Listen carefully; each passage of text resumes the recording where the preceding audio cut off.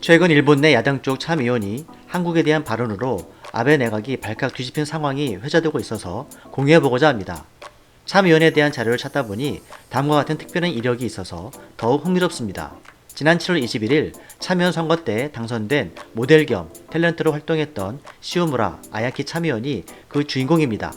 그녀는 야당 쪽의 이폰 민주당 추천으로 당선이 됐으며 2013년 도쿄도 의회 의원으로 활동했었고 피폭자 2세대로 히로시마현 출생이기도 합니다. 그녀는 2014년 도쿄도 의회에서 출산 지원책을 호소하다가 자민당의 온갖 야유를 받고 오히려 유명세로 지지층을 쌓은 경력을 갖고 있습니다. 당시 아야키 참의원의 호소에 대해서 자민당 의원은 본인이나 빨리 결혼하면 좋겠다, 애는 안 낳을 것이냐 등 성희롱적인 발언을 남발했었습니다. 그러나 아야키 당선자는 울먹이면서 끝까지 발언을 계속했는데 이러한 그녀의 모습이 일본 전국 여성인권단체 등에 알려지면서 큰 파장을 일으켰습니다. 일본 네티즌들은 물론 도쿄도 의회에서조차 시오무라 의원을 격려하고 자민당의 발언을 거세게 비판했습니다.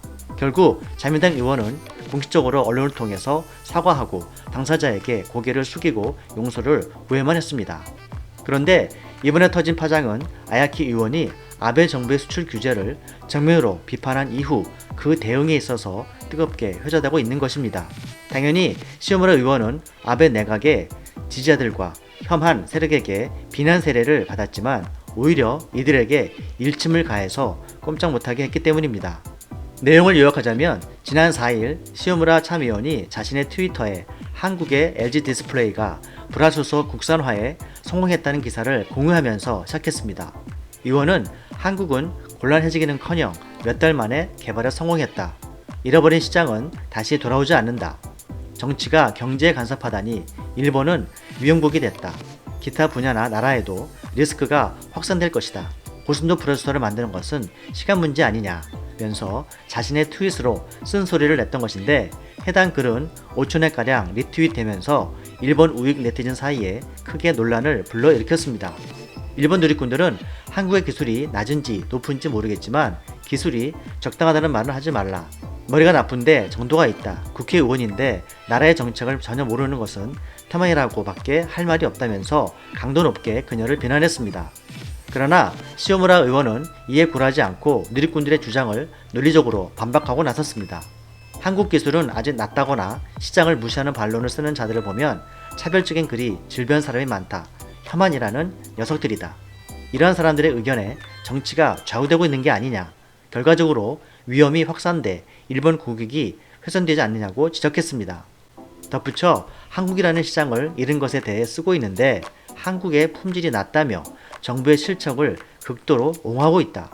몇 개월 만에 여기까지 온 것을 생각하면 정말 낮은 기술이었을까? 금방 추월당할 만큼 실력이 있다고 깨닫지 않으면 모든 것을 잃을 것이다. 당신들은 정말로 나라를 생각하고 있는 것인가? 라며 일침을 가했습니다. 일본 네티즌들 사이에서 이 같은 아베 정부의 한국 수출 규제에 대한 비판 여론이 확산되면 이내 고착화되고 마는 것을 크게 우려하면서도 아베 내각은 야당 이폰 민주당 쪽 시오무라 의원의 과거 있었던 일들과 그녀를 지지하는 여론 때문에 반박도 못하고 당혹해하는 상황이라고 합니다.